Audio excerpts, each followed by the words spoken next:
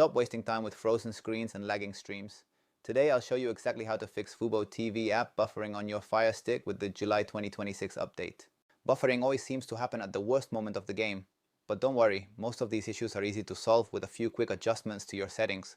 We're going to cover three main steps: checking your network stability, clearing out the app's cache, and optimizing your installation for 2026 performance standards. First, we have to rule out your internet connection. Even if your other apps are working, FuboTV requires a very stable high-speed stream for 4K content. Head into your Fire Stick settings, go to network and run the built-in speed test. You need at least 25 megabits per second for a reliable high-definition stream.